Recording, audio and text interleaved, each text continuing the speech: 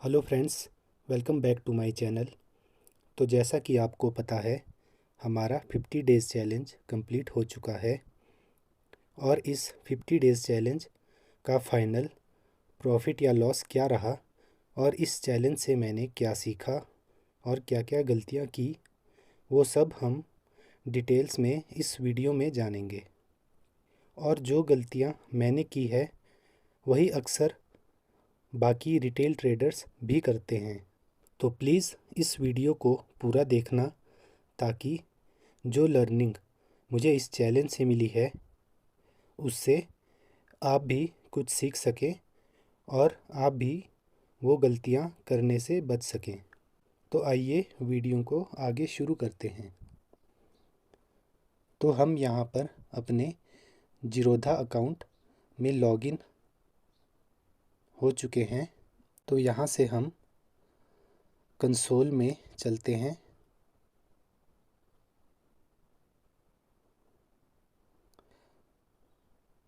यहाँ रिपोर्ट्स में profit and loss में हम एंटर करेंगे। यहाँ सेगमेंट में फ्यूचर एंड ऑप्शंस सेलेक्ट करते हैं एंड P&L कंबाइंड रहेगा। और आपको पता होगा हमारा यह चैलेंज 28 सितंबर 2023 से शुरू हुआ था, जो कि 22 फरवरी 2024 को एंड हो गया। तो यहाँ पर हम डेट सेलेक्ट कर देते हैं 28 सितंबर टू 22 फरवरी। तो ये हमारा फाइनल P&L शो हो चुका है।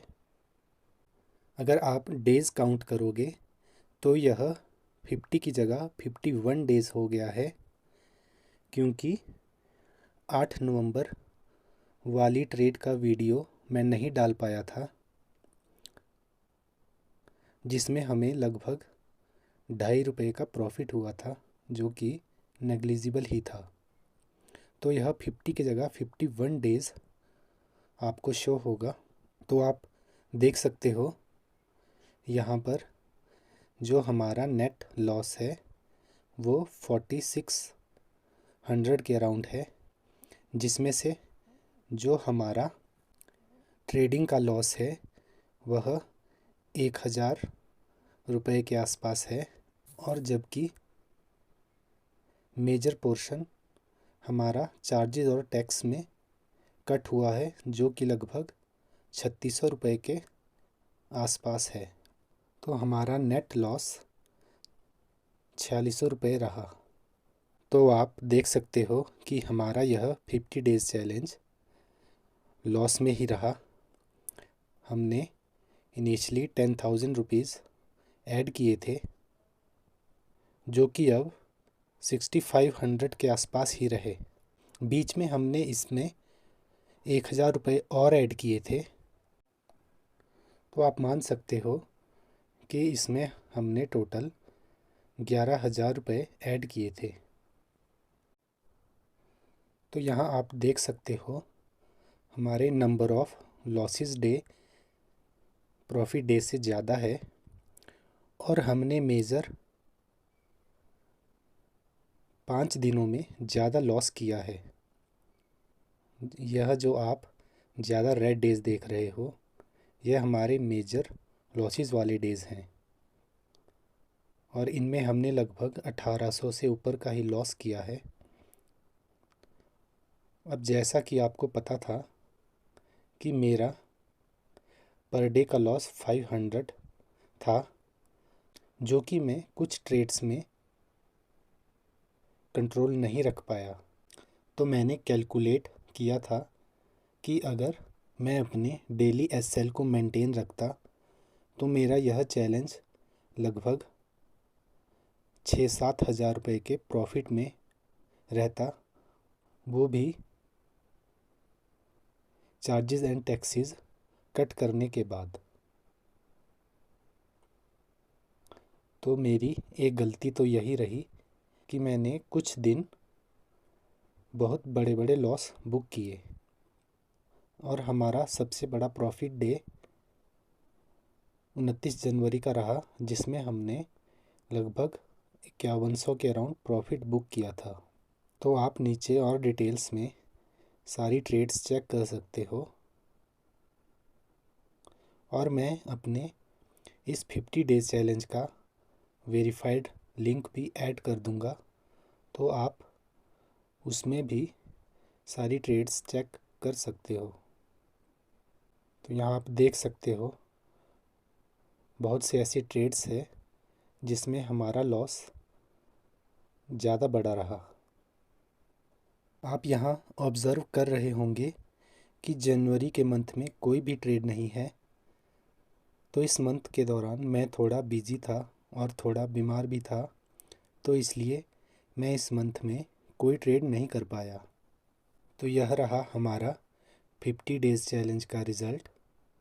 अब इस चैलेंज से मैंने जो सीखा है और जो गलतियाँ मैंने की है वो मैं आपके साथ शेयर करूँगा। तो सबसे मेजर गलती तो यही रही कि मैंने कुछ दिन अपने एसएल पर कंट्रोल नहीं रखा और ज़्यादा बड़े लॉस बुक कर लिए, जिसमें हमारा सारा प्रॉफिट चला गया। दूसरी गलती यह रही कि मैंने स्टार्टिंग के कुछ डेज़ में ज़्यादा लॉट में ट्रेड कर लिया था। हालांकि मेरा प्लान था कि मैं एक ही लॉट में ट्रेड करूँगा। तो स्टार्टिंग के कुछ बड़े लॉसेस जो हुए वो इसी वजह से हुए कि उसमें मैंने किसी किसी में क्वांटिटी ज़्यादा रखी हुई थी।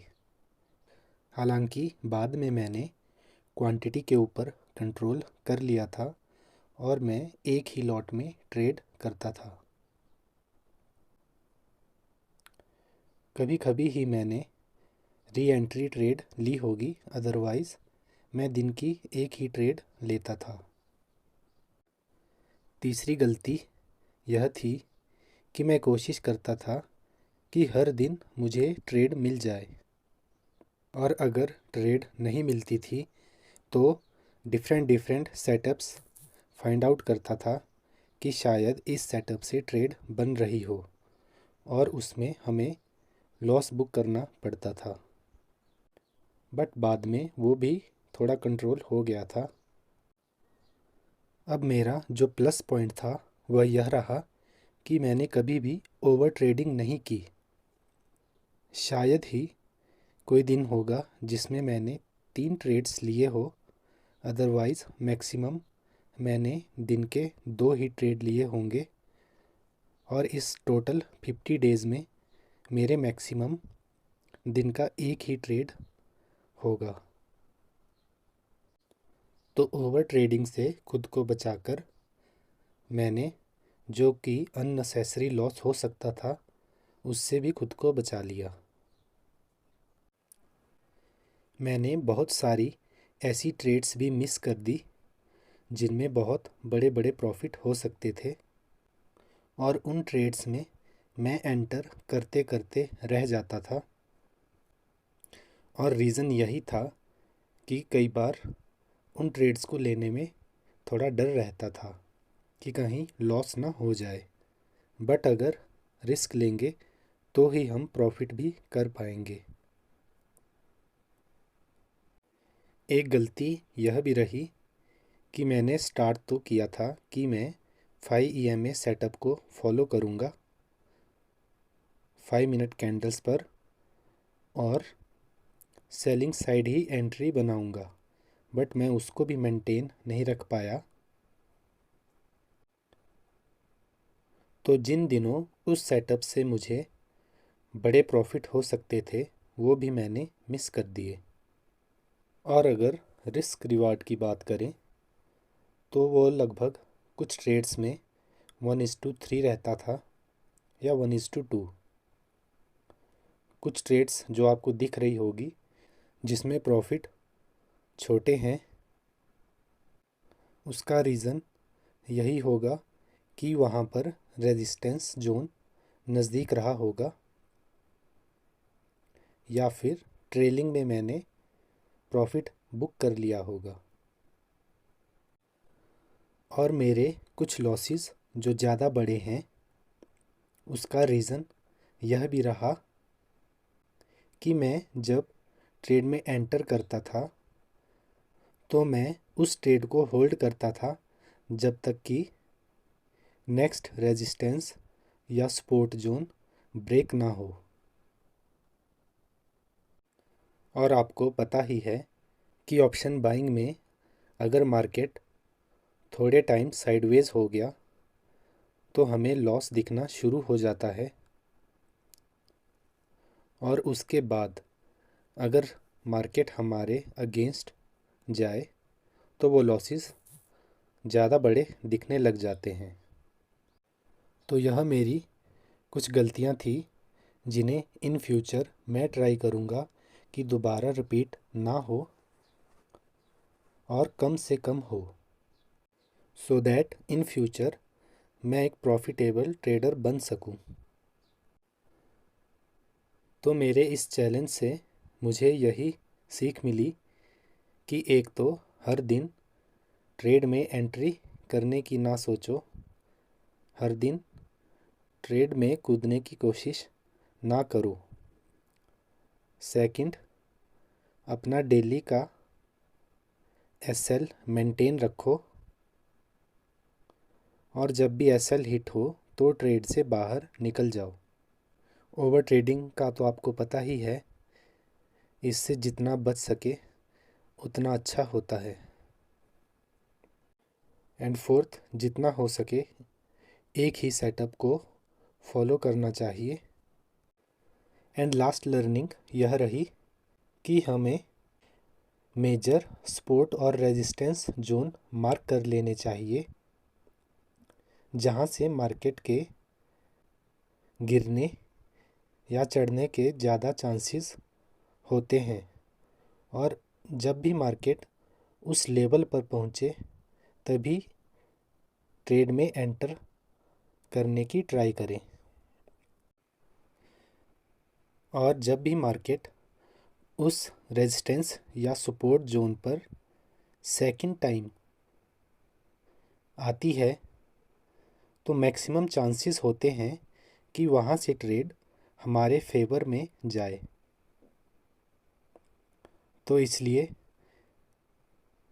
जब मार्केट सेकंड टाइम किसी रेजिस्टेंस या सपोर्ट के पास पहुँचे तो वहाँ पर ज़रूर एंट्री बनानी चाहिए, और उस लेवल से हमें प्रॉफिट्स भी बड़े मिलते हैं। अब इसका बेनिफिट यह होगा कि एक तो हम अननेसेसरी ट्रेड्स लेने से बच जाएंगे, जिससे कि हमारे नंबर ऑफ़ ट्रेड्स कम हो जाएंगे, और उससे हमारे ब्रोकरेज चार्जेस और टैक्सेस भी कम लगेंगे। सेकंड, जब हमारे मंथली ट्रेड्स कम हो जाएंगे तो हम उन ट्रेड्स के लिए अपना एसएल थोड़ा सा ज़्यादा रख सकते हैं, क्योंकि बहुत बार होता है कि मान लो हमारा एसएल पर ट्रेड का 500 रुपये है, तो वह कुछ टाइम के लिए 700-800 रुपये का लॉस शो करता है और वहाँ से रिवर्स आकर प्रॉफिट में कन्वर्ट हो जाता है।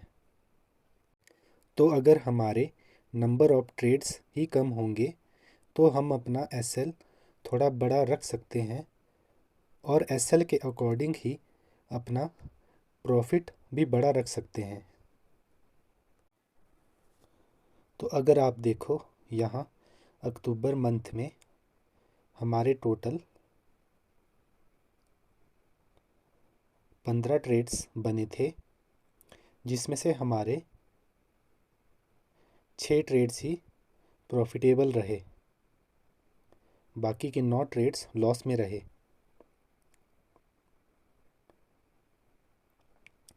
और हमारा इसमें टोटल लॉस लगभग 1500-2000 के आसपास रहा होगा। तो अगर हम यहाँ 15 की जगह 6 या 7 ट्रेड्स भी लेते वो भी उसके अकॉर्डिंग कि हमने एक रेजिस्टेंस या सपोर्ट जोन ड्रॉ किया हुआ है। अगर उस पर्टिकुलर लेवल के पास मार्केट पहुँचे तो ही हम एंट्री करेंगे। इस प्लान से अगर हमें 5-6 ट्रेड्स भी मिलते और अगर उसमें से हमारे 3 ट्रेड्स भी हमारे फेवर में होते तो यह मंथ डेफिनेटली पॉजिटिव में ही क्लोज़ होता। क्योंकि आपने भी देखा होगा बहुत सारे ऐसे ट्रेड्स निफ्टी और बैंक निफ्टी में बनते थे जो कि मेजर सपोर्ट या रेजिस्टेंस जोन से लगभग 1% गिरते या अपसाइड मूव करते थे, वो भी सिंगल डे में। तो अगर वैसी ही ट्रेड हमें मिल जाए तो चांसेस रहते हैं कि हम प्रॉफिटेबल बन सकते हैं। तो यह थी हमारी इस 50 डेज़ चैलेंज की कुछ गलतियां और लर्निंग जो कि हमें इस चैलेंज से सीखने को मिली। आई होप अगर आपने यह वीडियो पूरा देखा होगा तो आपको भी इससे कुछ ना कुछ हेल्प मिली होगी, जिससे कि आप भी इन गलतियों को करने से बच सको और इन फ्यूचर प्रॉफिटेबल बन सको। तो इस वीडियो में बने रहने के लिए आपका बहुत बहुत धन्यवाद। अगर आपको यह वीडियो पसंद आया हो तो प्लीज़ इसे लाइक कीजिए और अपने ट्रेडर साथियों के साथ शेयर कीजिए ताकि उन्हें भी इससे कुछ हेल्प मिल सके और वो भी इन गलतियों को करने से बच सके। और अगर आप चैनल पर नए हो तो प्लीज़ इस चैनल को सब्सक्राइब कीजिए। तो फिर मिलेंगे एक नए वीडियो के साथ। तब तक के लिए bye bye and thanks for watching this video.